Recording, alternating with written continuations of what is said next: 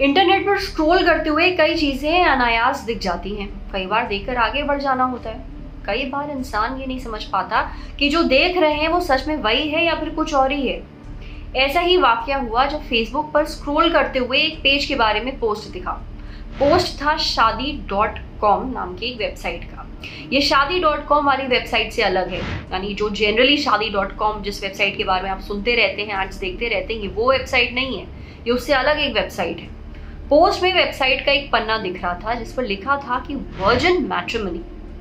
Biology के हिसाब से वर्जिनिटी का मतलब होता है हाइमेन का इंटैक्ट होना। हाइमेन एक टिश्यू होता है डोनट के आकार का। ये वजाइना के अंदर होता जरूर है, एक डोनट की तरह।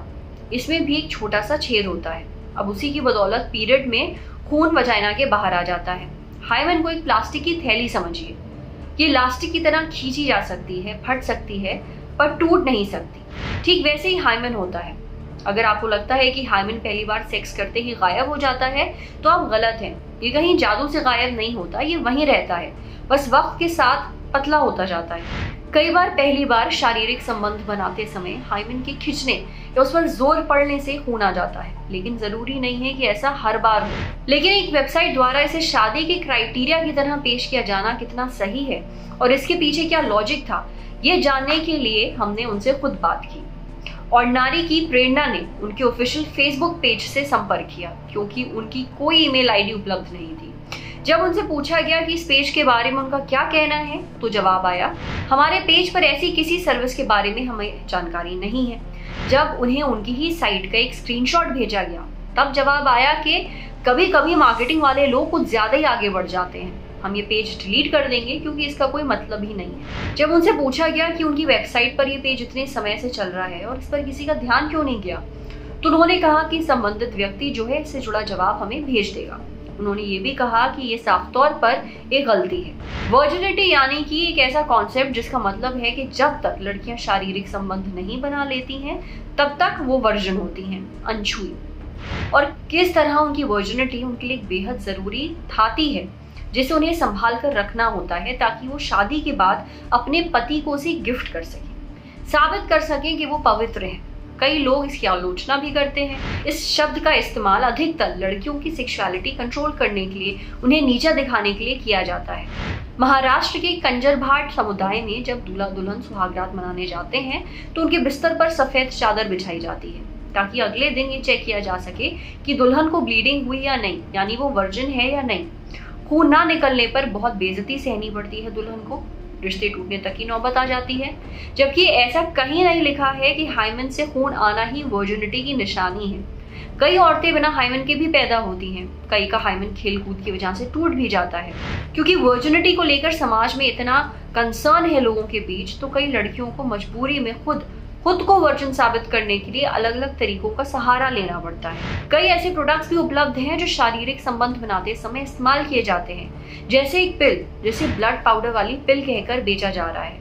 इस पिल को शारीरिक संबंध बनाने से थोड़ी देर पहले वजाइना में रखना होता है और उसके बाद शारीरिक संबंध बनाते समय ये पिल ऐसा आभास देती है मानो खून आ रहा हो, और इसी के साथ आप वर्जिन साबित हो जाएंगे। इसके अलावा भी 2-3 और उपाय हैं वर्जिनिटी साबित करने के लिए। उनका इस्तेमाल करने पर लड़कियां मजबूर होती हैं, जैसे कि हाइमेनोप्लास्टी नाम की सर्जरी, जिसमें 2-3 तरीकों से हाइमेन जोड़ दिया जाता है। एक में बचा हुआ हाइमेन इस्तेमाल किया जाता है, जो थोड़ा बहुत बचा हुआ हाइमेन होता है उसे वापस स्टिच लगाकर सिल दिया जाता है। दूसरा, इसमें जेलेटिन की कैप्सूल्स इस्तेमाल की जाती हैं, जिनमें लाल रंग भरा होता है और इंटरकोर्स के दौरान वो फट जाती है ताकि पतिदेव को लगे कि पत्नी ब्लीड कर रही है और सब कुछ सही है। तीसरा, वजाइना के फ्लैप्स का इस्तेमाल करके हाइमेन ठीक किया जाता है, यानी जोड़ा जाता है। इसे ठीक होने में समय लगता है। इसमें कम से कम 3 महीनों तक शारीरिक संबंध बनाने से बचने की सलाह दी जाती है।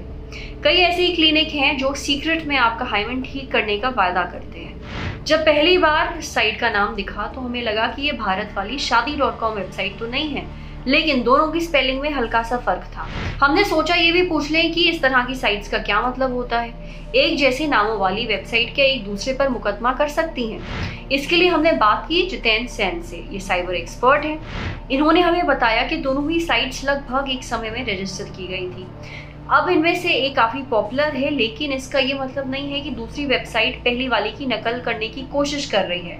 अगर कोई वेबसाइट बहुत लोकप्रिय हो जाती है तो उसके नामों से मिलती जुलती वेबसाइट्स जो हैं वो उसका फ़ायदा उठाती हैं, क्योंकि वो भी सर्च में ऊपर आ जाती हैं। अगर ये साइट बाद में बनती तो कहा जा सकता था कि ये कॉपी करना चाह रहे हैं, लेकिन इस मामले में ऐसा नहीं कह सकते। इंटरनेट पर ऐसी भी कई वेबसाइट्स हैं जो कई जगहों से इसी तरह की मैट्रिमनी एड्स इकट्ठा करती हैं और अपने पोर्टल पर चलाती हैं।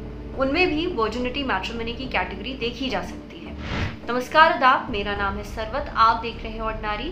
ये स्टोरी हमारे लिए हमारी साथी प्रेरणा ने की है। ये वीडियो फेसबुक पे देख रहे हैं तो हमारे फेसबुक पेज को लाइक करिए, यूट्यूब पे देख रहे हैं तो हमारे चैनल को सब्सक्राइब करिए, बेल आइकन पर ज़रूर क्लिक कर दीजिए ताकि जब भी हम कोई नया वीडियो अपलोड करें तो उसका नोटिफिकेशन आप तक सबसे पहले पहुँचे। शुक्रिया।